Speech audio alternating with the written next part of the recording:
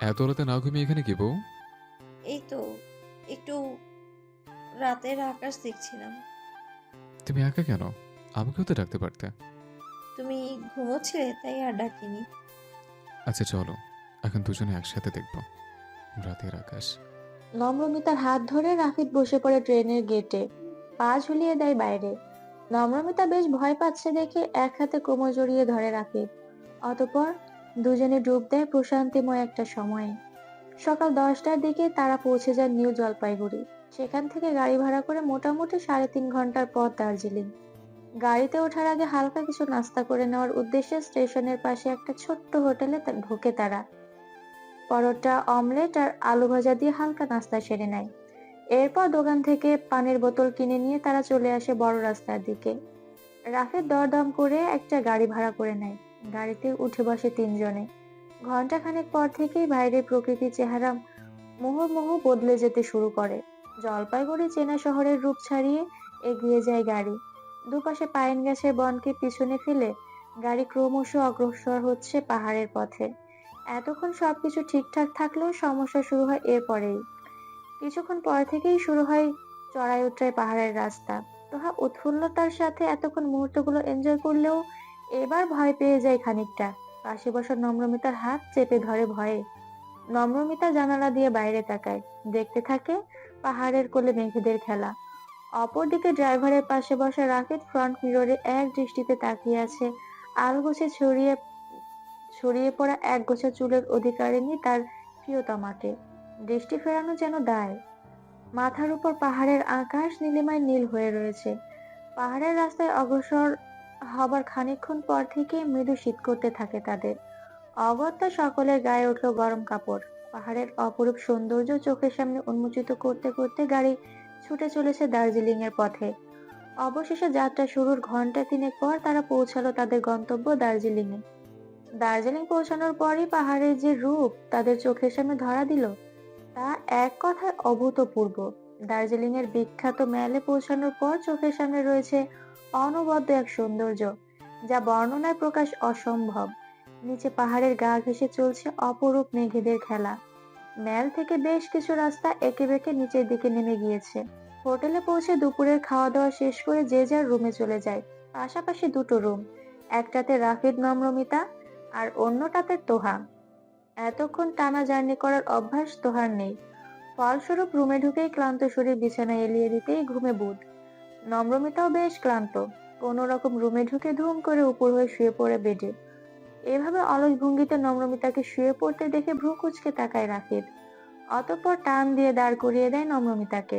বিরক্ত হয় নম্রমিতা। আগে ফ্রেশ হও, এসব বিষয়ে নো আর্গুমেন্ট। জলদি যাও। রাফিদের কড়া শাসন সম্পূর্ণরূপে অগ্রাহ্য করে আবারও শুয়ে পড়ে নম্রমিতা। সাথে ঘুমু ঘুমু কণ্ঠে বলে ওঠে, একদম বিরক্ত করবে না আমায়। রাতেও ঘুমোতে দাও না ঠিক মতো, এখনো জ্বালাচ্ছ। ঘুমোবো আমি, ডিস্টার্ব করো না তো একদম। নম্রমিতার বেখেয়ালি কথা শুনে ঠোঁট কামড়ে হাসে রাফিদ। হালকা ঝুঁকে পাজাকুলা তুলে নেয় নম্রমিতাকে। ঘটনার আকস্মিকতায় হকচকিয়ে যায় নম্রমিতা। পরিস্থিতি বোধগম্য হতে এক হাতে খামচে ধরে রাফিদের শার্ট। অতঃপর বিরক্ত ভরা কণ্ঠে বলে ওঠে, কেন এমন করছো? ঘুমোবো তো, একটু নামো প্লিজ। নম্রমিতার কথা শেষ হওয়ার আগেই ঠান্ডা ঠান্ডা পানি আছড়ে পড়ে তার চোখে মুখে। হতবাক দৃষ্টিতে চোখ মেলে তাকায় নম্র। বাথরুমের শাওয়ারের নিচে দাঁড়িয়ে আছে তারা। নম্র চোখ পাকিয়ে তাকায় রাফিদের দিকে। তার এহেন কাজ যে একদমই পছন্দ করছে না নম্র, তার চোখে মুখে স্পষ্ট। শব্দ করে হেসে ওঠে রাফিদ। রাগে মুখ ফুলিয়ে রেখেছে নম্রমিতা। ব্যাপারটা বেশ এনজয় করছে রাফিদ। খানিকটা কাছে গিয়ে নাকের সাথে নাক ঘষে ঠোঁট ছোঁয় অধরে। উপর থেকে অবিরাম ধারায় আছড়ে পড়া পানির ঝর্ণার মাঝে অধরে অধরে স্পর্শে মেতে ওঠে দুজনে। ভিজে চুপচুপে দুজনেই। রাফিদ একে একে আদরের স্পর্শ এঁকে দেয় নম্রমিতার সারা মুখ হতে গলায়, ঘাড়ে। অনুভূতি তাড়নায় বন্ধ চোখে ঠক ঠক করে কাঁপছে নম্রমিতা। একসময় জোরে জোরে নিঃশ্বাস টেনে জড়িয়ে ধরে তার একান্ত ব্যক্তিগত মানুষটাকে। দার্জিলিং ভ্রমণ পিপাসু বাঙালির কাছে সবচেয়ে প্রিয় এক দর্শনীয় স্থান। এখানকার সবচেয়ে আকর্ষণীয় জিনিসগুলোর মধ্যে অন্যতম হলো চা বাগানগুলো। দ্বিতীয় দিনে তেমনই একটি ব্রিটিশ আমলের চা বাগান দেখতে পেল নম্রমিতারা। কাল জার্নির ফলে সকলেই বেশ ক্লান্ত ছিল, তাই আর কোথাও বের হওয়া হয়নি। পুরোটা দিন হোটেলের আশেপাশে ঘুরেই কাটিয়েছে তারা।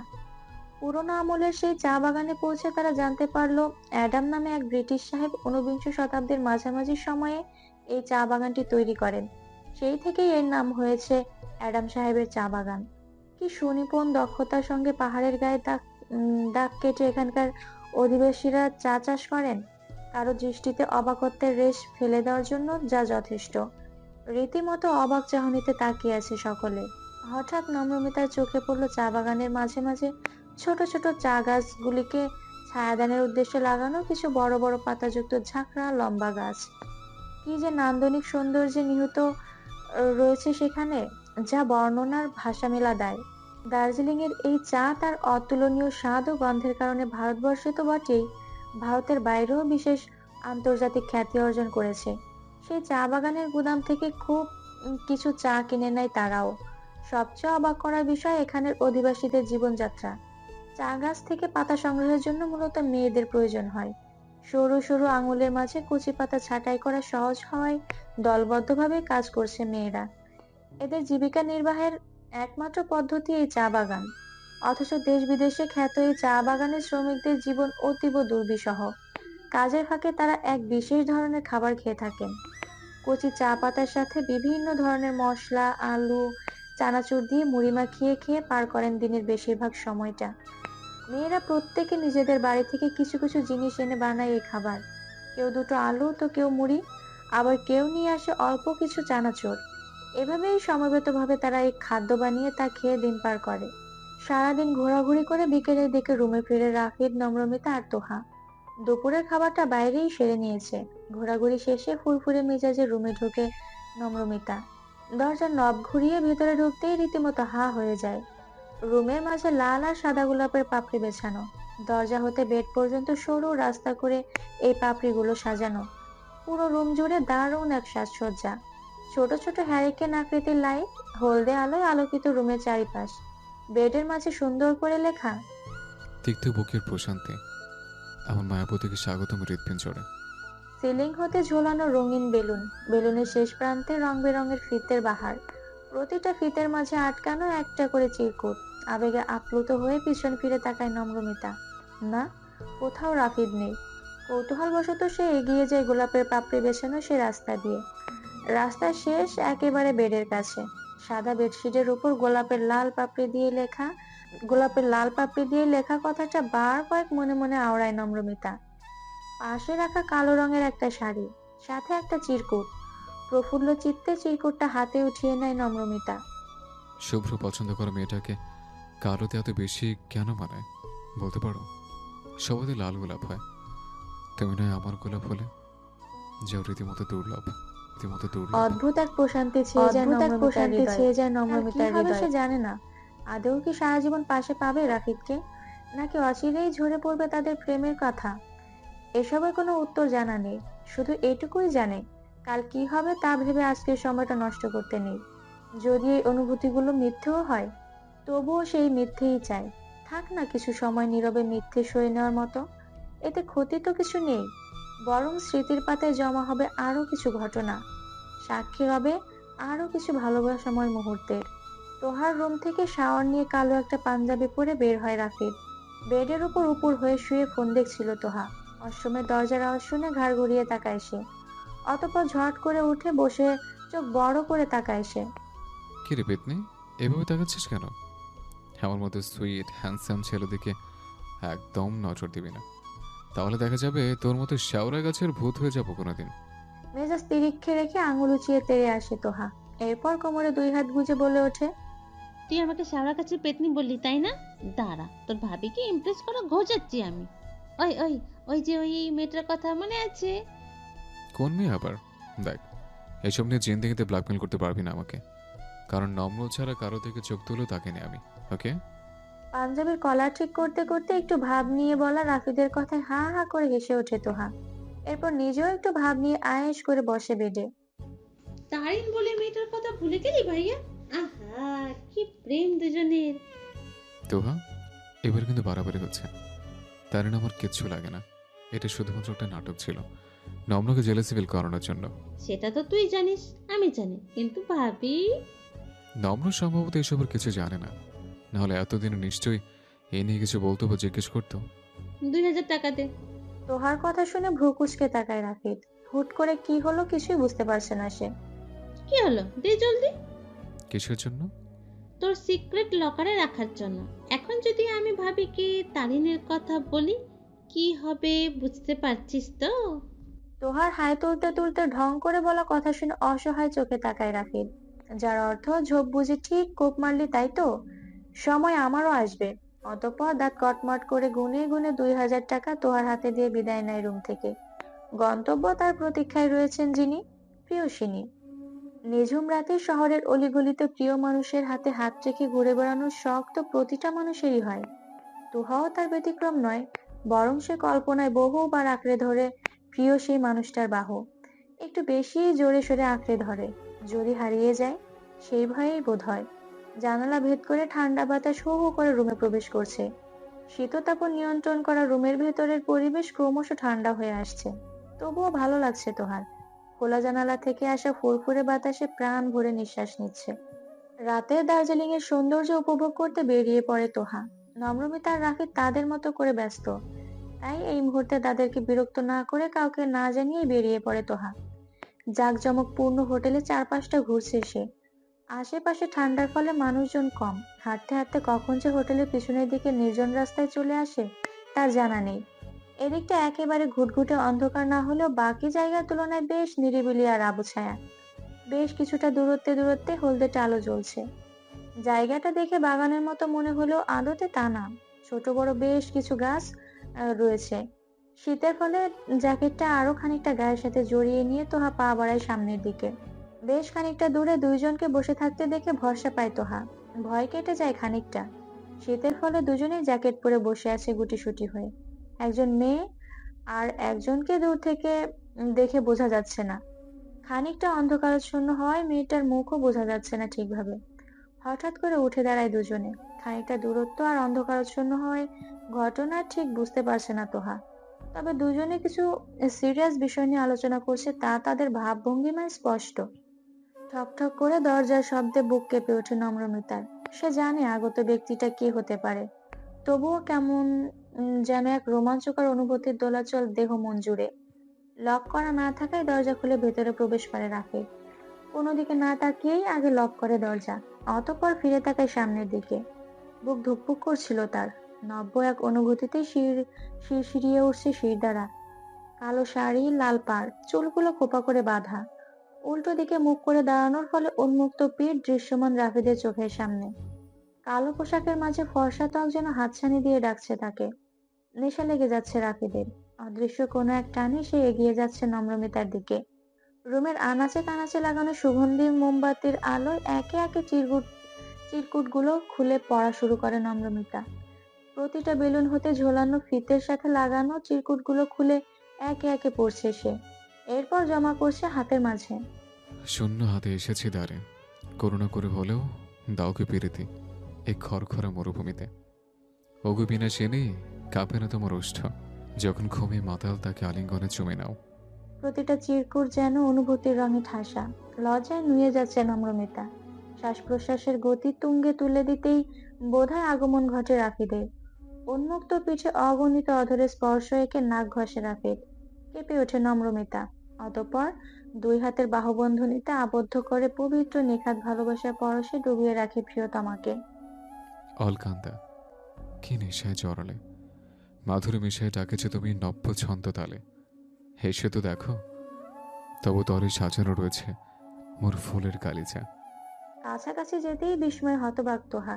নিজের চোখকে কোনো মতে বিশ্বাস হচ্ছে না তার। মন বলছে সে স্বপ্ন দেখছে। রনক তার চোখের সামনে, রনক। এতগুলো দিন পর চোখের সামনে রনককে দেখে রীতিমতো হাত পা কাঁপছে তার। মুখ থেকে কোনো শব্দ উচ্চারণ করাও দায় হয়ে পড়েছে।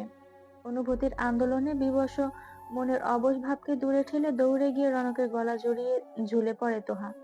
শরীরের সমস্ত ভার ছেড়ে দুই হাতে আঁকড়ে ধরে তাকে। আকস্মিক আক্রমণে ভ্যাবাচাকা খেয়ে চোখ বড় বড় করে তাকায় রনক। ব্যালেন্স দিতে গিয়ে আঁকড়ে ধরে তোহার কোমর। অনবরত কেঁদে চলেছে তোহা। দুই হাতে শার্টের কলার খামচে ধরে নিরলস ভঙ্গিতে কেঁদে চলেছে সে। রনক তার সাথে থাকা মেয়েটাকে যাওয়ার জন্য ইশারা করতেই মনে এক রাশ বিস্ময় নিয়ে সেখান থেকে বিদায় নেয় সে।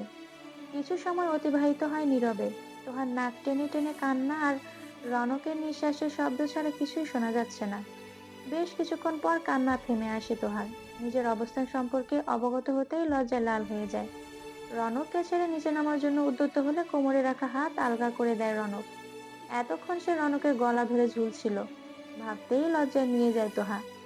রনক সন্দিহান চোখে তাকায় তোহার দিকে। আপাদমস্তক পর্যবেক্ষণ করে ভালো করে। আগের চেয়ে অনেকটা শুকিয়ে গেছে তোহা। চোখের নিচের কালশিটে ভাবটাও বড্ড বেমানান লাগছে হলদে আলোর মাঝে। চোখে মুখে নেই সেই আগের প্রফুল্লতা। তবে কি খারাপ কিছু ঘটেছে তোহার সাথে? রুহেল কি কোনোভাবে তোমাকে শুধুমাত্র ইউজ করেছে? সে কি ভালোবাসে না আদেও? কেমন আছো? লজ্জার ঝুলি দূরে সরিয়ে নতজানু শিরে প্রশ্ন করে তোহা। রনক চমকায় আরো একবার। আছো? তোহা তাকে তুমি করে ডাকছে। স্যারকে তুমি করে ডাকছো? এই আমূল পরিবর্তন কিসের জন্য শুনি? তুমি করেই ডাকবো, কোনো সমস্যা? অবশ্যই সমস্যা, 100 বার সমস্যা। স্টুডেন্ট স্যারকে তুমি করে বললে কেমন যেন দেখায় না? রাগে গর্জে ওঠে তোহা। এক হাতে শার্টের কলার ধরে জোর গলায় জবাব দেয়। মানি না আমি তোমাকে স্যার, বুঝেছো? আমি তোমাকে স্যার মানতে পারবো না।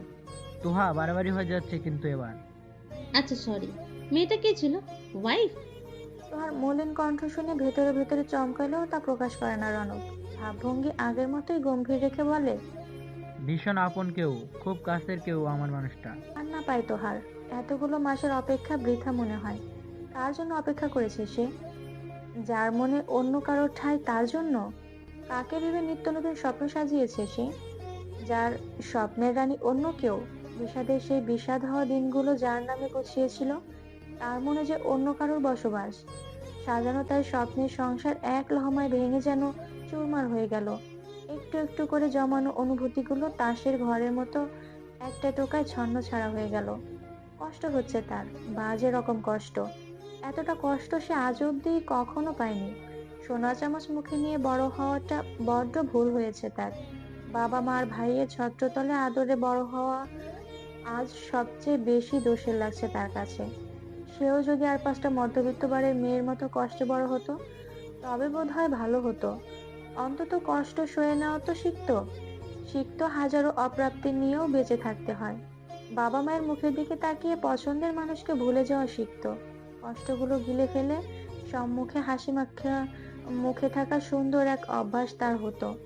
কেন হলো না এত কিছু? কেন তাকে এত মাথায় করে রেখেছিল এতদিন সবাই? কেন কষ্ট জিনিসটা সম্পর্কে ওয়াকিবহাল হয়নি সে? কেন কেন কেন? আজ যে সে সহ্য করতে পারছে না, একদম ভেঙে চুরমার হয়ে যাচ্ছে ভিতরটা। এই দুনিয়াটাকে বড্ড বেশি নিষ্ঠুর লাগছে তার।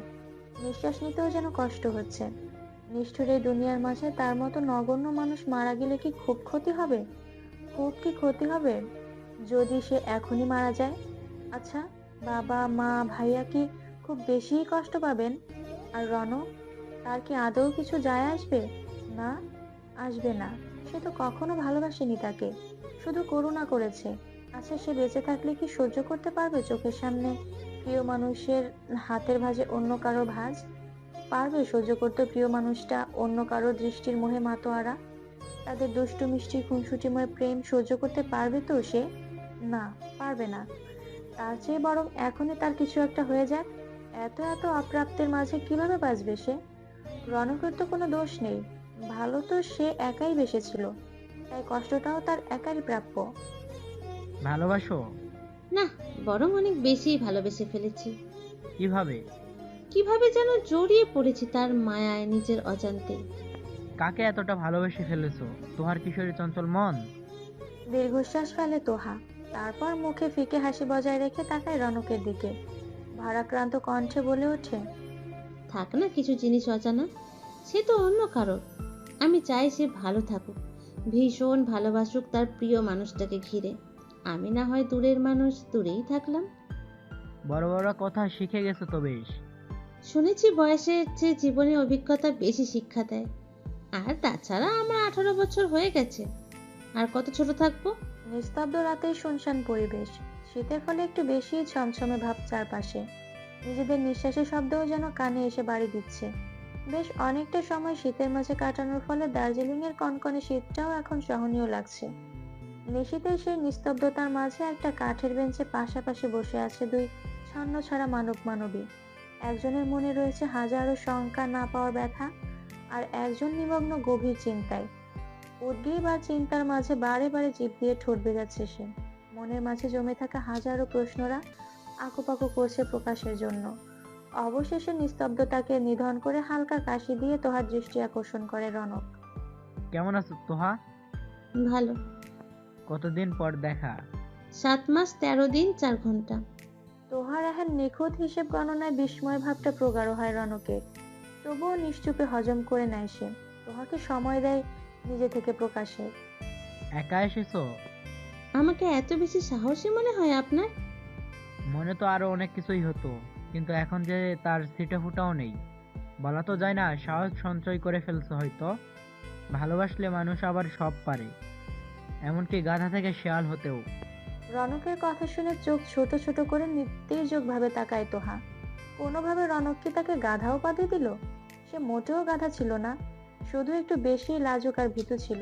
মনের কথা মনের মাঝে চেপে রেখে পাল্টা প্রশ্ন করলো তোহা। Love marriage. বিয়েই তো করলাম না, লাভ নাকি অ্যারেঞ্জ বুঝবো কিভাবে? বিয়ের আগেই। বিয়ের আগে কি? এই যে ঘুরতে চলে এসেছেন দুজনে একা একা।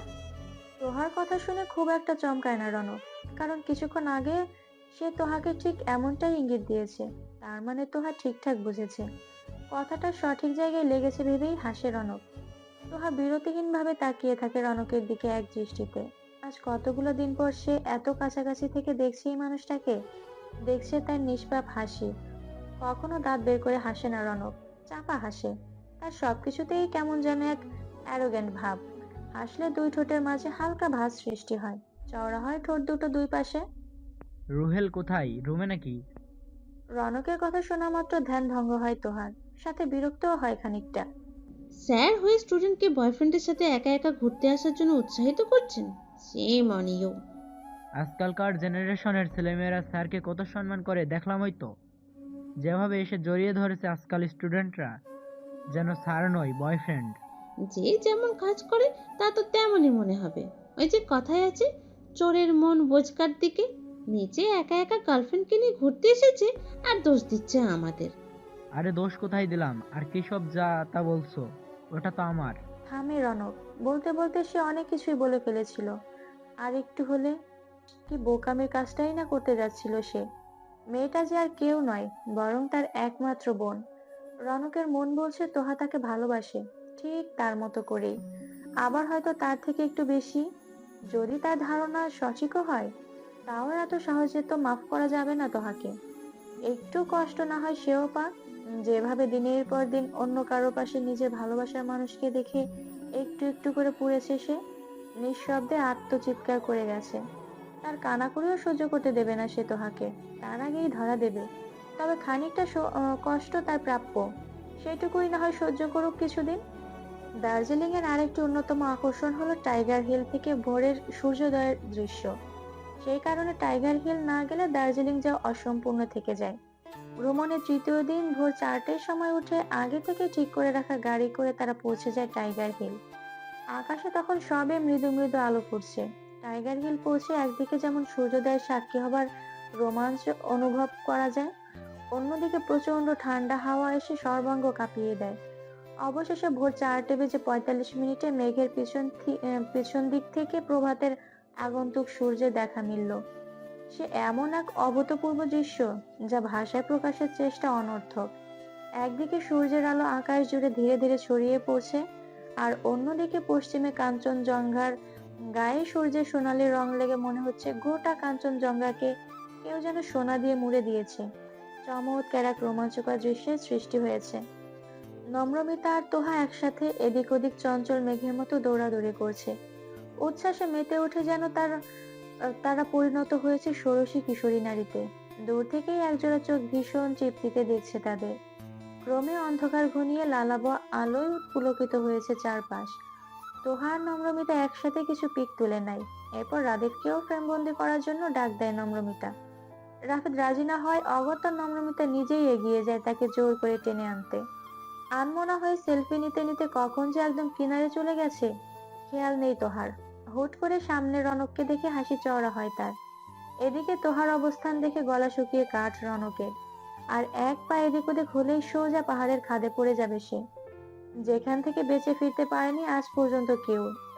শরীর ঠান্ডা হয়ে আসে রনকের, অথচ তোহা সম্পূর্ণ অজানা যে আর এক পা এদিক ওদিক হলেই তার জীবন শেষ। তোহা একদম স্ট্যাচু হয়ে দাঁড়িয়ে থাকবে চোখ বন্ধ করে। এদিক ওদিক তাকালে কিংবা চোখ খুললেই কিন্তু আমি চলে যাব। কেন স্যার? সারপ্রাইজ আছে তোমার জন্য। একদম স্ট্যাচুর মতো দাঁড়িয়ে থাকলেই তবেই পাবে, নয়তো নয়। এদিক ওদিক তাকানো বারণ। মনের মাঝে কোনো ক্রমে সাহস সঞ্চার করে কথাগুলো বললেও মনে মনে প্রচুর ভয় পাচ্ছে রনক। ভয় হচ্ছে তার তোহাকে হারিয়ে ফেলার। একবার হারিয়ে অনেক কষ্টে সামলেছে নিজেকে, কিন্তু আর পারবে না। তোহাবিহীন এক মুহূর্তও থাকা সম্ভব নয় তার পক্ষে। চোখ বন্ধ করে দাঁড়িয়ে থাকতে থাকতে হঠাৎ করে তোহা অনুভব করে সে শূন্যে পড়ে যাচ্ছে বোধহয় কোথাও। ভয়ে ঝট করে চোখ খুলে ফেলে সে। নিজেকে আবিষ্কার করে রনকের বুকে। পাহাড়ের উপর পড়ে আছে রনক, আর তার বুকের উপর তোহার অবস্থান। বিস্ময়ে হতবিহ্বল দৃষ্টিতে তোহা তাকায় রনকের দিকে। রনক ঠোঁট কামড়ে জোরে জোরে শ্বাস টেনে নেয়। আর একটু হলেও বোধহয় তার প্রাণ বেরিয়ে যেত। বুদ্ধি করে তোহাকে এমনটা না বললেও ভয়ে এতক্ষণে সে পড়েই যেত খাদে। একথা ভাবলেই চিনচিন ব্যথা অনুভূত হয় বুকের মাঝে।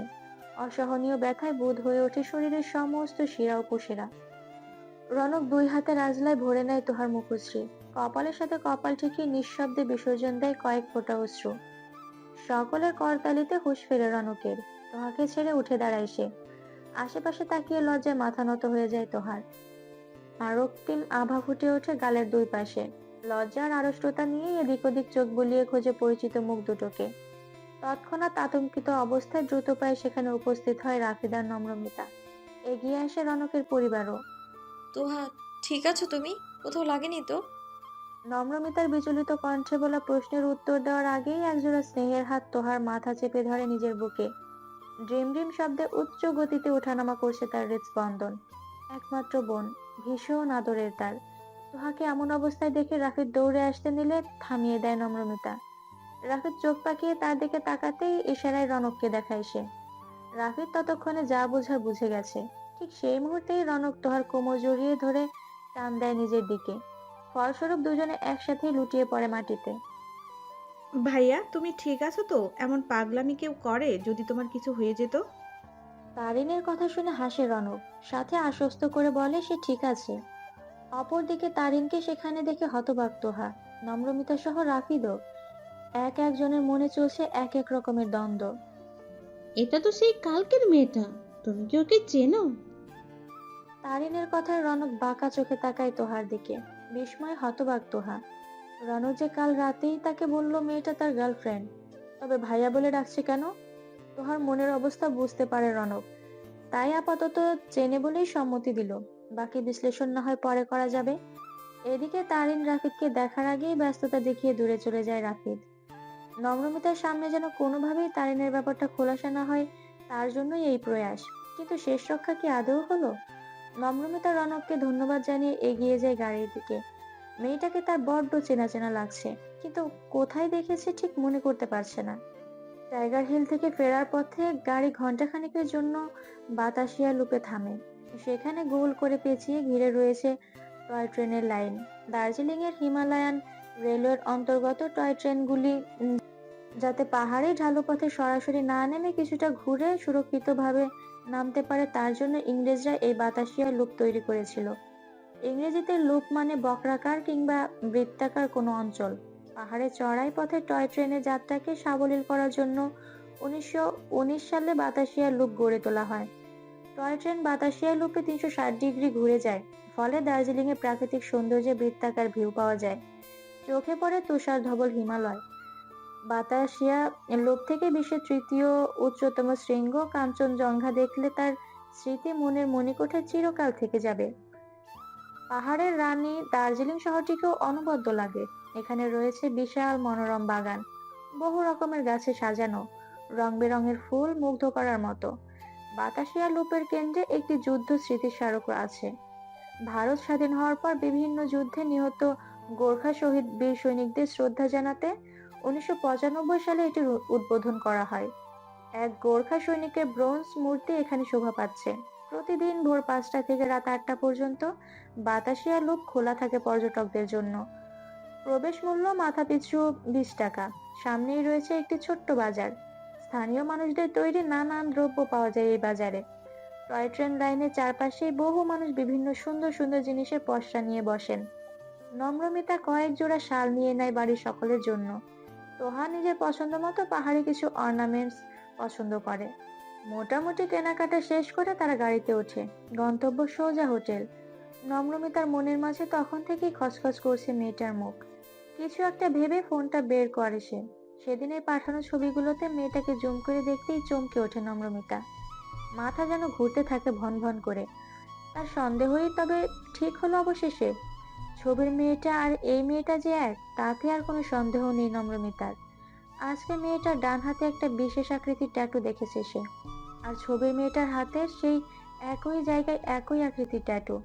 তবে কি এজন্যই রাফিদ এসেছে দার্জিলিং? প্রবল বর্ষণের ধারার ন্যায় তুষারের ফোয়ারা আছড়ে পড়ছে বাইরে। নম্রমিতা এক দৃষ্টিতে তাকিয়ে আছে বাইরের দিকে, অথচ পছন্দের সেই তুষারপাত এক মুহূর্তের জন্য আকৃষ্ট করতে পারছে না তাকে। মনের মাঝে খেলে চলেছে অদ্ভুত এক দোলাচল। জীবনের হিসাব মেলাতে মেলাতে সে ক্লান্ত, আর কোনো হিসেব মেলানোর চেষ্টা করে না। তবুও কিভাবে যেন সব গরমিল তার জীবনের সাথেই ঘটে।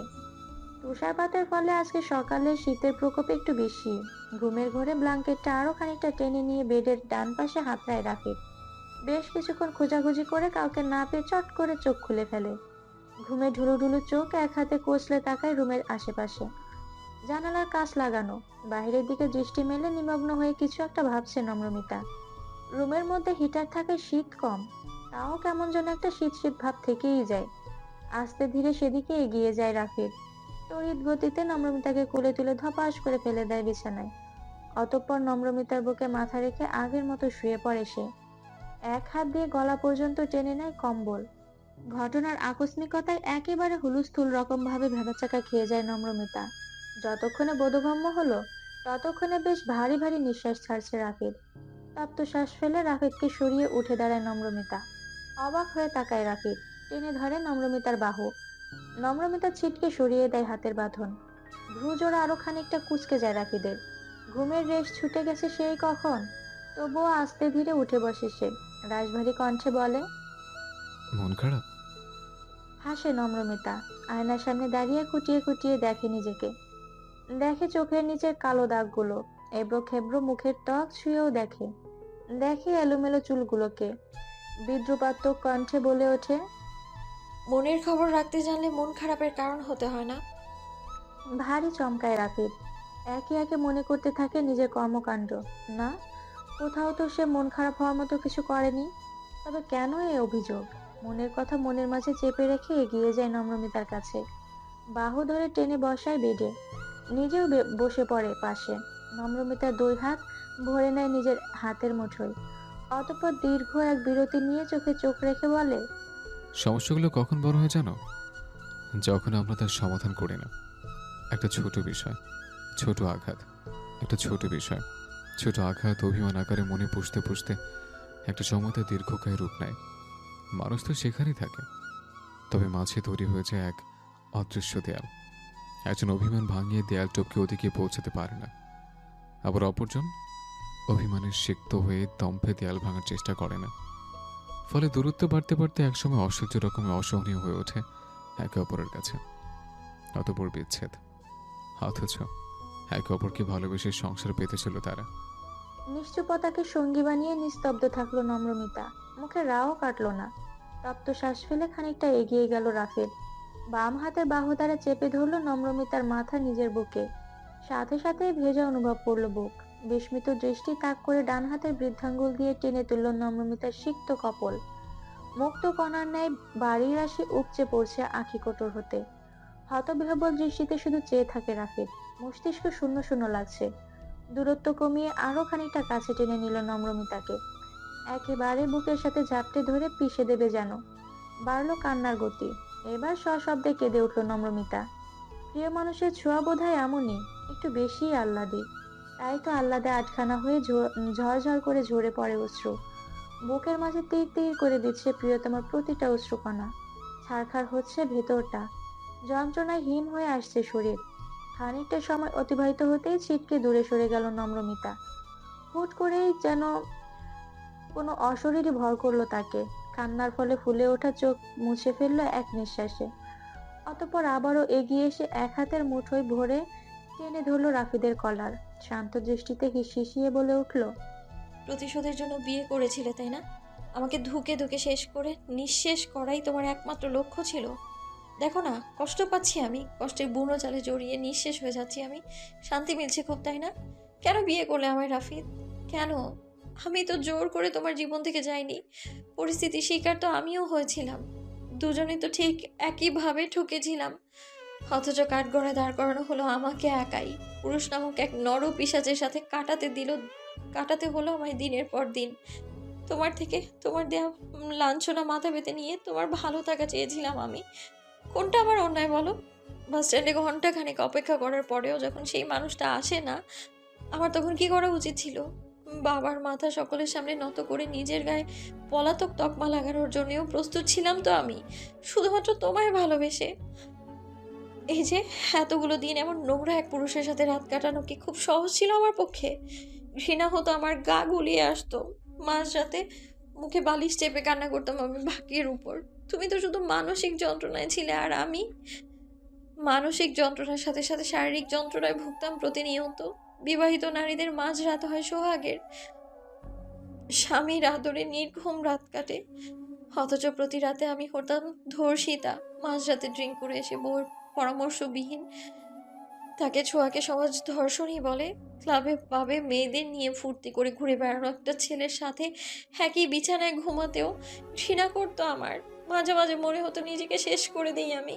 নিঃসঙ্গ রাতগুলোর মাঝে হুট করেই একটা মুখ চোখের সামনে ভেসে আসতো সব সময়। মনে হতো কেমন আছে সে নতুন প্রেমিকার সাথে সাথ পেয়ে। নিশ্চয়ই সে মনে নেই আর আমাকে ভুলে গেছে আমায়। সে ভালো থাকুক, অন্তত আমার মতো দগ্ধ ঘাত আর না হোক। থামে নম্রমিতা, ডুকরে কেঁদে ওঠে। রাফিদ নিঃশব্দে আবারও বুকে টেনে নেয় তাকে। এক হাত মাথার পিছে দিয়ে নিঃশব্দে ভরসা দেয়। চুলের মাঝে এঁকে দেয় গভীর চুম্বন। সরে যায় নম্রমিতা, নিজেকে ধাতস্থ করে কাট কাট গলায় বলে ওঠে, ডিভোর্স দিয়ে দাও আমায় রাফিদ। আমি কথা দিচ্ছি কখনো তোমাদের মাঝে সমস্যা সৃষ্টি করব না আমি। যে প্রতিশোধের নেশায় হুট করে বিয়ের সিদ্ধান্ত নিয়েছিলে তা তো পূর্ণ হয়েছে। এবার মুক্তি দাও আমায়। দুই নৌকায় পা দিয়ে চলা যায় না।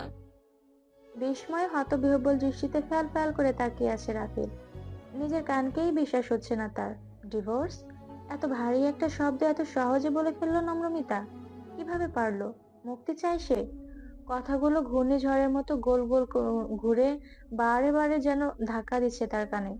মুহূর্তেই চোয়াল শক্ত করে রাগে চোখে তাকায় নম্রমিতার দিকে। চেপে ধরে নম্রমিতার চোয়াল শক্ত করে। অতঃপর দাঁতে দাঁত চেপে বলে ওঠে, মুক্তি পাওয়ার যদি এতই স্বাদ জাগে, তবে মেরে ফেলো আমাকে। বেঁচে থাকতে এ জীবনে কখনো মুক্তি পাবে না আমার থেকে। একবার ভুল করে হারিয়েছে, আর নয়। ডিভোর্সের নাম মুখে আনলে জানে মেরে দেবো একদম। এরপর দুজনে একসাথে মরে যাবো। আঙুলগুলো দেবে যাচ্ছে একে একে। ব্যথায় কুকিয়ে ওঠে নম্রমিতা। পানি গড়িয়ে পড়ছে তার গাল বেয়ে। সম্মতি ফিরে পায় রাফিদ। ছেড়ে দেয় নম্রমিতার চোয়াল। কাঁপা কাঁপা হাতে আলতো করে ছুঁয়ে দেওয়ার চেষ্টা করতেই থামিয়ে দেয় নম্রমিতা। ফিচেল কণ্ঠে বলে ওঠে, তবে তুমি কি চাইছো রাফিদ? ঠিক একই জায়গায় একই হোটেলে তারিন নামের মেয়েটা কিভাবে আসে? এত কিছু সবই কি কাকতালীয়? তোমার প্রাক্তন প্রেমিকা, ও সরি প্রাক্তন নয়, বর্তমানও বটে। তো তোমার প্রেমিকা আর তুমি কি প্ল্যান করেছো, সে করে এসেছো? কিভাবে ম্যানেজ করবে দুজনকে? ছুটি যেহেতু এক সপ্তাহের, তো দুজনকে 3 দিন করে দেবে নাকি? তবে তো আজ রাত তোমার প্রেমিকার জন্য বরাদ্দ। সপাটে এক চড় খেয়ে ছলছল চোখে তাকায় নম্রমিতা। রাফিদ নিজেও হতভম্ব। এটা কি করে ফেললো সে? তার নম্রকে আঘাত করলো? ফুলের টোকা না দিতে চাওয়া মানুষটাকে সে নিজের হাতে আঘাত করলো? যার কষ্টগুলো স্পঞ্জের মতো শুষে নিতে চেয়েছিল, আজ তাকেই কষ্ট দিল। নিস্তব্ধ পরিবেশ, একেবারে যাকে বলে পিনপতন নীরবতা। রাফিদ মাথায় হাত ঠেকিয়ে বসে আছে বেডে। নম্রমিতা এলোমেলো বিধ্বস্ত চেহারা নিয়ে বসে আছে মেঝেতে। দেয়ালে পিঠ ঠেকিয়ে হাঁটুতে মুখ গুজে কান্না করে যাচ্ছে সে। জোরে জোরে শ্বাস টেনে নিজেকে ধাতস্থ করে রাফিদ। অতঃপর শান্ত ভঙ্গিতে বলে ওঠে, তুমি ছাড়া দ্বিতীয় কোনো নারীর দিকে চোখ তুলে তাকলে আমার এই চোখ ধ্বংস হোক। ছলছল দৃষ্টিতে তাকালো নম্রমিতা। তারও খুব তারও খুব করে ইচ্ছে করে বিশ্বাস করতে রাফিদকে, কিন্তু পরক্ষণেই গুলিয়ে যায় সবকিছু। সাক্ষ্য প্রমাণ সবই তার বিপরীতে ইঙ্গিত দিচ্ছে। সেও তো মানুষ, আর কত আঘাত সহ্য করবে। আজকাল যেন নিজে থেকে ভাবার ক্ষমতা হারিয়ে ফেলেছে। কেমন একটা ছন্নছাড়া ভাব। তপ্ত শ্বাস ফেলে রাফিদ মুখোমুখি হয় নম্রমিতার। দুই হাতের আজলায় ভরে নেয় নম্রমিতার কোমল মায়াবী মুখখানি। অতঃপর চোখে চোখ রেখে বলতে শুরু করে, আজ প্রতিটা কথা হবে আঁখিতে আঁখি মিলিয়ে।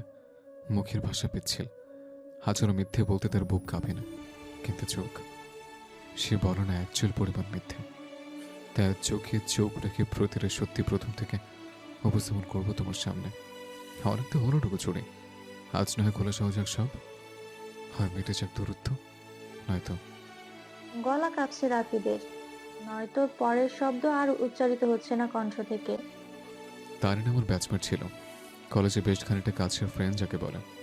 ফ্রেন্ড সার্কেলে খুব অল্প মানুষ জানতো তোমার আমার কথা। তার মধ্যে তারিন একজন, হয়তো একটু বেশি জানতো। মেয়ে হওয়াতে তাকে ভরসা করতে খুব একটা সমস্যা হতো না। এই কারণে মেয়েলি জিনিসে খানিকটা মতামত নিতাম ওর থেকে।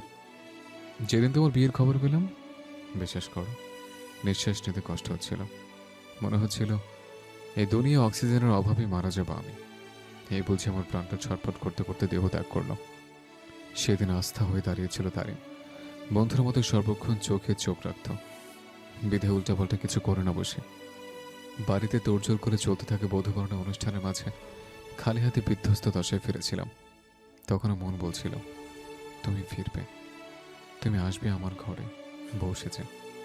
কিন্তু সমস্ত জল্পনা কল্পনা মিথ্যে করে দিয়ে তুমি বেঈমানের মতো বসলে বিয়ের পিড়িতে। পিছু ফিরে একবারও দেখলে না তুমিহীন এই দুনিয়ায় এক পাগল মারা যাবে। তোমার প্রেম উন্মাদ সেই পাগল ছেলেটা যে নিঃশ্বাস নিতে ভুলে যাবে, ভাবলে না একবারও। আত্মীয় স্বজনদের কাছেও বেশ অপমানিত হয়েছিল পুরো পরিবার। কতগুলো দিন যে পাগলের হালে কাটিয়েছে তার একমাত্র সাক্ষী আমার পরিবার। নির্ঘুম কেটেছে অজস্র রাত, আম্মা কাঁদত প্রতিদিন লুকিয়ে। হয়তো ক্ষুব্ধ হয়েছিল অনেকটা তোমার প্রতি। ঠিক সেই সময় পাশে দাঁড়ায় দাঁড়িয়ে মানসিক ভরসার জায়গা হয়। আমিও ধীরে ধীরে স্বাভাবিক হতে শুরু করি। একদিন কলেজের ক্যান্টিনে আড্ডার মাঝে হুট করে সজীবর থেকে জানতে পারি তুমি নাকি আমার খোঁজ করছো।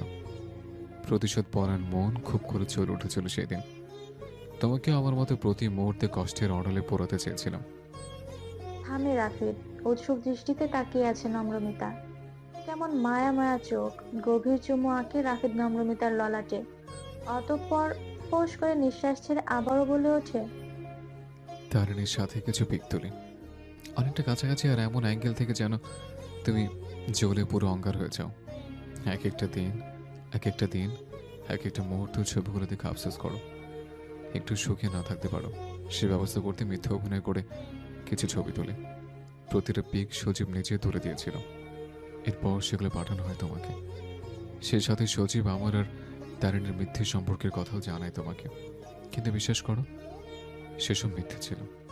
তাকে আমার চোখের দিকে, এই চোখে কি তোমার জন্য ভালোবাসাবিহীন কিছু খুঁজে পাও? আমি ভীষণ ক্লান্ত নিজেকে প্রমাণ করতে করতে। এটুকু বিশ্বাসের যোগ্য কি আমি নই? আমি তোমাকে আগেও বিশ্বাস করতাম, আজও বিশ্বাস করি, কিন্তু কিছু ঘটনা আর জীবনের দেয়া একের পর এক ধাক্কায় সব গুলিয়ে ফেলছিলাম আমি। বারবার মনে হচ্ছিল তুমি বোধহয় শুধুমাত্র প্রতিশোধের নেশায় আমায় বিয়ে করেছো। কিন্তু সজীব ভাইয়া তো আমাকে কোনো ছবি দেয়নি সেদিন, শুধুমাত্র তোমার নতুন সম্পর্কের কথা জানিয়েছিল। তবে তুমি তারিণের কথা কিভাবে জানলে? তারিণ কি তোমাকে কিছু বলেছে? রাফিদকে ছেড়ে উঠে দাঁড়ায় নম্রমিতা। এদিক ওদিক হাতড়ে হাতে নেয় ফোনটা। সেদিনের আসা সেই নম্বর আর পিকগুলো দেখায় রাফিদকে। বিস্ময় হতবিহ্বল দৃষ্টিতে রাফিদ একবার ফোনের দিকে তো একবার নম্রমিতার দিকে তাকায়। ঘটনা খানিকটা আজ সে আগেই করেছিল। এসবের পিছনে তবে তারিন নেই, অন্য কেউ একজন সৃষ্টি করেছে তুমুল ঝামেলা তাদের তিনজনের মাঝে। ফাটল ধরাতে চেয়েছে প্রতিটা সম্পর্কে। কিন্তু কে এসে? রুমের মধ্যে অস্থিরতায় পায়চারি করছে তোহা। ঠিক অস্থিরতা নাকি রাগ বোঝা দেয়। অচেনা এক নম্বর থেকে ফোন আসছে বারবার, কণ্ঠস্বর অপরিচিত। ফোন দিচ্ছে অথচ কোনো কথা বলছে না। অযথা বিরক্ত করা একদমই পছন্দ নয় তোহার। আবার কি সব লাগামহীন কথাবার্তা তার। রাগে গিজগিজ করতে করতে ফোঁস করে শ্বাস ছেড়ে বেডে শুয়ে পড়ে সে। মাথা পর্যন্ত কম্বল টেনে বন্ধ করে চোখের পাতা। তৎক্ষণাৎ দরজায় ঠকঠক শব্দ। এবার রাগটা সপ্তম আকাশে উঠে যায়। রাগে দাঁত কিরমির করে দরজা খুলে সামনের মানুষটাকে দেখে চেতে উঠল আরো খানিকটা। মুখের উপর দরজা লাগানোর আগেই জোরপূর্বক রুমে প্রবেশ করে দরজা লাগিয়ে দেয় সে। আহাম্মক বনে যায় তোহা। রনককে এই মুহূর্তে একদমই সহ্য হচ্ছে না তার। দরজা লাগালেন কেন? তুমি নিজেই তো দরজা দিয়ে দিতে চাইছিলে, আমি তো শুধু হেল্প করলাম। আমি আপনাকে বাইরে রেখে দরজা দিতে চাইছিলাম। ইস, টুনটুনি পাখিটা রেগে গেছে অনেক। আঙুল উঁচিয়ে রনকের বুকে তাক করে দূরে ঠেলে তোহা। অতঃপর কাটকাট কণ্ঠে বলে ওঠে, আপনি এখানে কি করছেন? আমার রুমে আপনার কাজ কি? আপনার ভীষণ কাছের মানুষ আছে না, একদম বের হন রুম থেকে, সেখানেই চান। চুমু খেতে এসেছি, দেবে? ছি, অসভ্য পুরুষ। অসভ্য যখন বলেই ফেলেছো, একটু অসভ্যতামি করাটা দোষের হবে না তবে। কথা শেষ করে একটু একটু করে এগিয়ে আসে রনক তোহার কাছে। তোহা সরে যেতে গেলে রনক এক হাতে আঁকড়ে ধরে কোমর। অতঃপর ঠোঁট গোল করে ফু দিতে থাকে তোহার সারা মুখে। আচানক আক্রমণে ভিমড়ি খায় তোহা। শত চেষ্টা করেও স্পষ্টভাবে চোখ খুলে তাকাতে পারছে না। তা দেখে শব্দ করে হেসে ওঠে রনক। স্যার, হুশ কে স্যার? টিচার প্রফেশন আমি সেদিনই ছেড়ে দিয়েছি, যেদিন বুঝলাম টিচার হয়ে একজন স্টুডেন্টকে ভালোবেসেছি। এই বিষয়টা ঠিক যতটা সহজ ততটাই কঠিন। কোনোদিন তাকে পাবো কিনা জানতাম না, তবে এই প্রফেশনে থাকলে তাকে পাওয়ার সম্ভাবনা জিরো। তাই তো তাকে ভালোবেসে, শুধু তাকেই ভালোবেসে আমি বদলে নেওয়ার নামে প্রফেশন ছেড়েছি। তো সেই ভালোবাসার মানুষটাকে আমার সাথে পরিচয় করিয়ে দেবেন না স্যার? একদম ফালতু কেয়ার দেখাতে আসবেন না। নিজে ব্যথা দিয়ে আবার নিজেই আসছে দরদ দেখাতে। তোহার টেনে টেনে স্যার বলা দেখে ভ্রু কুঁচকে তাকায় রনক। ফিসেল কণ্ঠে বলে ওঠে, শুধু পরিচয় কেন, আমার ভালোবাসার চিহ্নও দেখাবো তোমাকে। গলার ঠিক বাম পাশে থাকা ছোট্ট কালো কুচকুচে তিলে হাত বুলাতে বুলাতে নেশাময় কণ্ঠে বলে রনক। কণ্ঠ খানিকটা কাঁপলেও বোধ হয়। প্রথমবারের মতো কোনো পুরুষের ছোঁয়ায় শিউরে ওঠে তোহা। দ্রুত হলো নিঃশ্বাস। খানিকটা ডান দিকে হেলেও গেল বোধহয় ঘাড়। অস্ফুট স্বরে কিছু বলার আগেই রনকের দাঁত পিষ্ট করলো তোহার নরম ফর্সা ত্বক। শেষে গাঢ় এক চুম্বনে আবদ্ধ করে সেই ছোট্ট তিলটাকে। তোহা চোখ গরম করে তাকিয়ে আছে রনকের দিকে। রনক মাঝে মাঝে আর চোখে তাকাচ্ছে তোহার দিকে। মুখে তার দুষ্টু হাসি। আয়নার সামনে দাঁড়িয়ে তোহা বারবার ডলে যাচ্ছে কামড়ে জায়গাটা। কেমন যেন লাল হয়ে আছে। বারবার ঘষার ফলে আরো লাল হয়ে যাচ্ছে জায়গাটা। জ্বলছেও বেশ। ব্যথায় কুকিয়ে ওঠে তোহা। এই মেয়ে, বুদ্ধি কি সব বেঁচে খেয়ে ফেলছো নাকি? কাটা জায়গা এভাবে কেউ ঘষাঘষি করে? ইস, কেমন লাল হয়ে গেছে দেখো। একদম ফালতু কেয়ার দেখাতে আসবেন না। নিজে ব্যথা দিয়ে আবার নিজেই আসছে দরদ দেখাতে। তো অন্য কেউ আসবে নাকি? মুখ বাঁকায় তোহা। শোনো মেয়ে, ব্যথা যেমন আমি দেব, আবার সেই ব্যথার আদরও আমিই করব। হুটহাট মাঝরাতে কাঁদাবো যেমন আমি। এক টুকরো সুখের ভুবন তোমায় কদম লুটিয়ে দেব আমি। যদি বলো শুধু ভালোবাসা চাও, তবে এসো এ বুকে। নীলচে ব্যথার ভালোবাসার সইতে জানলে ঝাঁপিয়ে পড়ো, দুই বাহুতে আগলে নেব। হোটেলের নিচের রেস্টুরেন্টে মুখোমুখি বসে আছে রাফিদ, নম্রমিতা, তোহা আর তারিন। বেশ কিছুক্ষণের মাঝেই সেখানে উপস্থিত হয় রনক। হাত পা রীতিমতো কাঁপছে তোহার। অল্প সময়ের মাঝে হুট করে এভাবে ডেকে পাঠানোর কারণ বোধগম্য হচ্ছে না তার। যদি তারিন আর রাফিদের ব্যাপারে কোনো কথা থাকে, তবে তাদেরকে ডেকেছে কেন? অস্থিরতা খানিকটা তারিনের মাঝেও। হুট করেই কিছুদিন আগে রাফিদের সাথে বড় রকম ঝামেলা হয়েছে তার। অকারণেই বেশ দোষারোপ আর চিল্লাচিল্লি করে দুজনের বন্ধুত্বের ভাঙন ঘটেছে। তবে আজ হুট করেই এভাবে জরুরি তলবে ডেকে পাঠানোর মানে কি? তারিন, কিছু ভুল বোঝাবুঝি আমাদের মাঝে সৃষ্টি হয়েছে। মূলত কেউ খুব সূক্ষ্মভাবে কাজটা করেছে। আমাদের তিনজনের মাঝের সম্পর্কে ভাঙন ঘটাতে চেয়েছে। সে বিষয়ে কিছু বলার জন্য এখানে ডেকেছি তোকে। রাফিদের কথা শুনে হতভম্ব দৃষ্টিতে তাকায় তারিন। যেন কোনো কিছুই বোধগম্য হচ্ছে না তার। রাফিদ নম্রমিতার ফোন থেকে সেদিনের পিকগুলো বের করে দেখায় তারিনকে। অতঃপর জোরে নিঃশ্বাস ফেলে বলা শুরু করে, মনে আছে পিকগুলোর কথা? এগুলো তো একটা সাজানো নাটক ছিল, নম্রমিতাকে দেখানোর জন্য তোলা হয়েছিল। হ্যাঁ, কিছুদিন আগে আমার অফিসের অ্যাড্রেসে একটা পার্সেল আসে। খুব অবাক হই। পার্সেলটা খুলে এই পিকগুলোর সাথে একটা চিঠি পাই, যেখানে তোর নাম করে কেউ আমাকে ওগুলো পাঠায়। সাথে লেখে নম্রমিতাকে এই পিকগুলো পাঠাবে, যদি না তার শর্ত আমি শুনি। কি শর্ত? নম্রর সাথে 1 মাস অতিরিক্ত রাগারেগি ঝগড়া ঝামেলা করতে হবে। 1 মাস পর ডিভোর্স দিয়ে দিতে হবে। তা না হলে সে নম্রকে পিকগুলো পাঠিয়ে আমাদের মাঝে বাজে রকমভাবে ভুল বোঝাবুঝির সৃষ্টি করবে। এরপর নম্র কিছু বলে সব দোষ আমার ঘাড়ে পড়বে। কিন্তু আমি তো এসবের কিছুই জানি না। সেজন্যই আজ তোকে এখানে ডাকা। সেদিন তোকে অনেক কথা শুনিয়ে বন্ধুত্ব শেষ করে দিয়ে এসেছিলাম।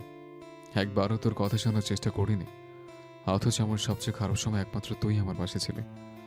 আই এম সরি তারিন, সত্যি অনেক বড় ভুল হয়ে গেছে। প্লিজ বলে যা সব কিছু।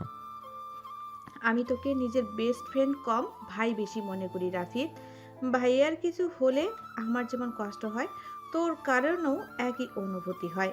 হ্যাঁ, সেদিন অনেক বেশি কষ্ট পেয়েছিলাম। আমরা যাদের মন থেকে ভালোবাসি তাদের কাছ থেকে পাওয়া সামান্য আঘাতও ছিন্নভিন্ন করে দেয় আমাদের। একটু আঘাতও যেন অনেক বেশি কষ্ট দিয়ে যায়। ভেঙে পড়েছিলাম অনেক। বিশেষত আমার মন ভালো করার জন্যই আমাদের এই দার্জিলিং ট্রিপ। তবে এখানে এসে যে এত ভালো কিছু হবে আমার জানা ছিল না। আমি সব ভুলে গেছি রাদিফ। জীবনে সব কিছু ধরে রাখতে নেই, কিছু জিনিস ছেড়ে দিলেই ভালো থাকা যায়। তারিনের প্রতিটা কথায় মুগ্ধ হয় নম্রমিতা। কি দারুণ ভঙ্গিমায় প্রতিটা কথা গুছিয়ে বলে মেয়েটা। আবার তার ভালোবাসার গভীরতা ওর বেশ। কেউ কাউকে এতটাও ভালোবাসতে পারে? ক্রমাগত মুগ্ধ হয়ে যাচ্ছে নম্রমিতা তারিনকে দেখে। সাধারণের মাঝে অসাধারণ এক ব্যক্তিত্বের অধিকারিণী। নম্রমিতা নিজেরও অনুতাপ হচ্ছে তারিন সম্পর্কে এত খারাপ কিছু ভাবার কারণে। শোন রাদীপ, আমি কিন্তু তোকে এখনো পুরোপুরি মাফ করিনি। মানে এনে বলে মাফ করেছিস? তাতে কি হয়েছে? এখন বলছি করিনি, তবে পুরোপুরি মাফ করতে পারি একটা শর্তে। কি? আমার ভাইয়ের বয়স হচ্ছে, আর কতদিন সিঙ্গেল থাকবে তাই ভাবছি। ভাবি হিসেবে তোহা কিন্তু মন্দ নয়। চকিতে চোখ তুলে তাকায় তোহা, হতভম্বের মতো একবার তারিনের দিকে তো একবার রাফিদের দিকে তাকায়। রাফিদ যদি বারণ করে দেয়? উৎকণ্ঠায় গলা শুকিয়ে খা খা করছে তার।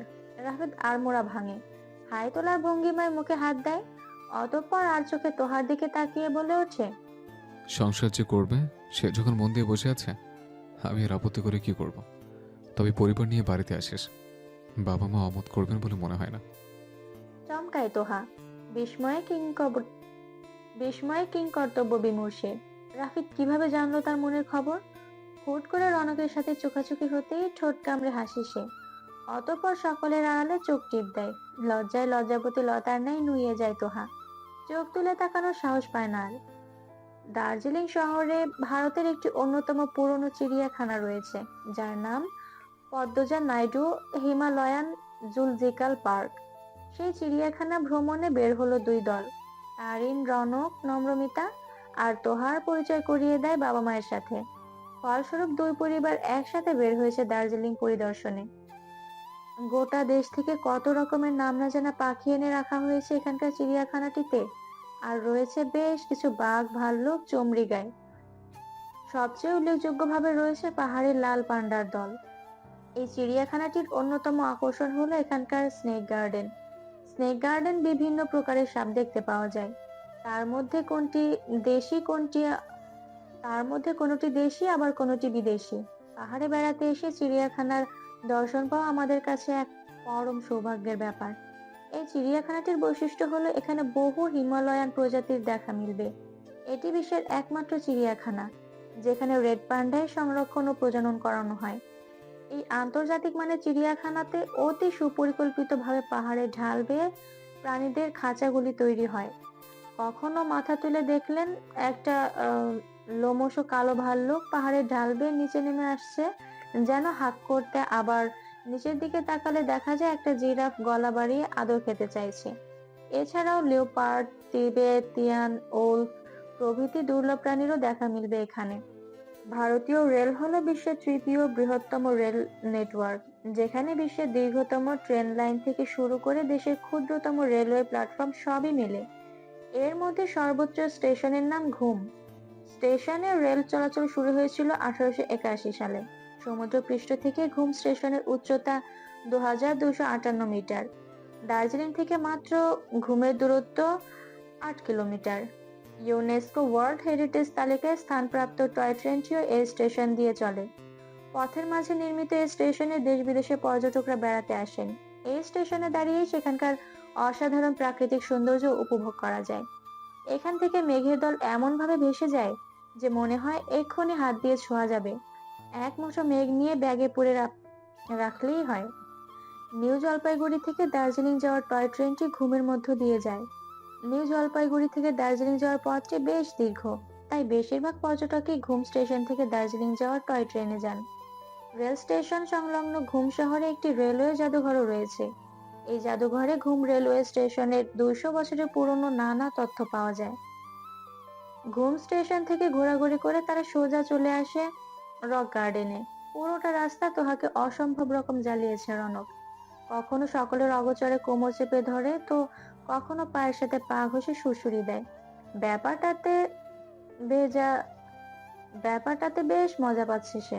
তোহার চোখ লাল করে তাকানোকে পাত্তা না দিয়ে সে নিজের মতো ব্যস্ত বিরক্ত করতে। মাঝে মাঝে মিটিমিটি করে হাসছে রনক, যা দেখে আর রাগ ধরে রাখতে না পেরে নিজেও হেসে দেয় তোহা। সাইট সিইং গুলির মধ্যে সবচেয়ে পরিচিত অন্যতম জায়গাটি দার্জিলিং থেকে 10 কিলোমিটার নিচে পাহাড়ি ঝর্ণা ও রং বেরঙের ফুলে সজ্জিত পাহাড়ের ঢালে তৈরি বাগান রক গার্ডেন। এখানে পৌঁছাবার পাহাড়ি রাস্তা খুবই ভয়াবহ, কারণ রাস্তার টার্নগুলো খুবই ভয়াবহ, কিন্তু দুপাশের অপরূপ সৌন্দর্য যেন সব ভয় গায়েব করে দেয়। গাঢ় সবুজ পাহাড়ের কোলে ছোট ছোট জোনাকির মতো বাড়ি, পাহাড়ের ঢালে জমে থাকা পেঁজা তুলোর মতো মেঘ দেখে নম্রমিতার মনে পড়ে বেলভা প্লেন নামক আমেরিকান কবির সেই উক্তি, in danger, danger hides in beauty and beauty hides in danger. বিপদ লুকিয়ে থাকে সৌন্দর্যে, আর সৌন্দর্য লুকিয়ে থাকে বিপদে। Danger hides in beauty and beauty hides in danger. বিপদ লুকিয়ে থাকে সৌন্দর্যে, আর সৌন্দর্য লুকিয়ে থাকে বিপদে। দার্জিলিং থেকে ফেরার 1 মাস পেরিয়েছে। ফেরার পর বেশ কিছুদিন রাফিদের অনেক ব্যস্ত দিন কেটেছে। এতদিন ছুটি কাটানোর ফলে কাজের চাপ ছিল বেশ, রীতিমতো হাঁপিয়ে পড়ার মতো অবস্থা। রাত করে বাড়ি ফিরলে কাছাকাছি পেত নম্রমিতাকে, এটাই শান্তি। এই যে রাফিদ ফেরার আগে তার জামা বের করে রাখা, অষ্টমের সব জিনিস হাতের কাছে রেখে দেওয়া, নিজে না খেয়ে রাফিদের জন্য অপেক্ষা করা, এসব ছোট ছোট জিনিসের মাঝে লুকিয়ে থাকে নম্রমিতার অগাধ ভালোবাসা। প্রতিনিয়ত মুগ্ধ হয় রাফিদ। রনকের বাড়ির লোক আজ তোহাকে দেখতে আসবে। চৌধুরী বাড়ির লোকজন সারাদিন ছোটাছুটির উপর আছে। সকাল থেকে দুপুর গড়িয়েছে, নানা পদের রান্না করছে নম্রমিতা। গেস্ট আসবে বিকালে, মেয়ে দেখে একেবারে আংটি পরিয়ে দেওয়ার কথা আছে। সেজন্যই এত সব আয়োজন। তোহাকে রুম থেকে বাহির হতে একদম নিষেধ করেছে সে। কাজের মাসি আছে সাথে সাথে সবকিছু এগিয়ে দেওয়ার জন্য। আনোয়ারা বেগমও আজ সব নিষেধাজ্ঞা অগ্রাহ্য করে হাতে হাতে এটা ওটা করছেন। একমাত্র মেয়ে বলে কথা, কোনো কিছুতেই যেন কোনো কমতি না থাকে। রাফিদ বেশ অনেক রকম মিষ্টি এনে রাখে ড্রয়িং রুমে। এরপর রুমে গিয়ে নম্রমিতাকে ডাক দেয়। ক্লান্ত শরীর বিছানায় এলিয়ে দিয়ে জোরে জোরে বেশ কয়েকবার ডাকে নম্রমিতাকে। খানিকটা বিরক্তি নিয়েই কাজের মাসিকে রান্নাগুলো সামলাতে বলে রুমে আসে সে। কি হয়েছে? এভাবে চিলাচিলি করে সারা বাড়ি মাথা কেন তুলছো? কিচেনে কখন গেছে তুমি? এটা জিজ্ঞেস করার জন্য ডেকেছো আমায়? ধুর, বলতে বলছি আমি। ওই সকাল 9টার দিকে। আর এখন কটা বাজে? বেলা 3টা। দেখো, এত প্যাচাল করার সময় নেই। জামালে জলদি বলো, অল্প কিছু রান্না বাকি এখনো। রাফিদ শোয়া থেকে উঠে এসে মুখোমুখি দাঁড়ায় নম্রমিতার। হকচকিয়ে যায় নম্রমিতা। মূলত সে কিছু ভুল করলেই রাফিদ এভাবে তার মুখোমুখি হয়, কিন্তু আজ সারাদিনে কি ভুল করেছে কিছুতেই মাথায় আসছে না তার। খেয়েছো কিছু? না, মানে রাফিদ আগেই জানতো এই মেয়ে একেবারে বদ্ধ উন্মাদ, পাগলের মাত্রা ছাড়িয়ে গেছে বহু আগেই। নিজের প্রতি তার এতটুকু খেয়াল থাকে না, মরে গেলেও নিজের সমস্যার কথা ভাবতে যাবে না। এজন্য প্রায়ই বকা খায় তার কাছে, তাও একটুও শুধরায় না সে। তপ্ত দীর্ঘশ্বাস ফেলে রাফিদ বেরিয়ে যায় রুম থেকে। যাওয়ার আগে কড়া নির্দেশ দেয় নম্রমিতাকে রুমের বাইরে পা না রাখার জন্য। নম্রমিতাও রাফিদের নির্দেশ অমান্য করার স্পর্ধা দেখায়নি, কারণ এর ফল খুবই ভয়াবহ হতে পারে। কিছুক্ষণের মাঝে হাতে ভাতের প্লেট নিয়ে রুমে উপস্থিত হয় রাফিদ। নম্রমিতাকে কিছু বলার সুযোগ না দিয়ে ভাত মাখিয়ে ধরে তার মুখের কাছে।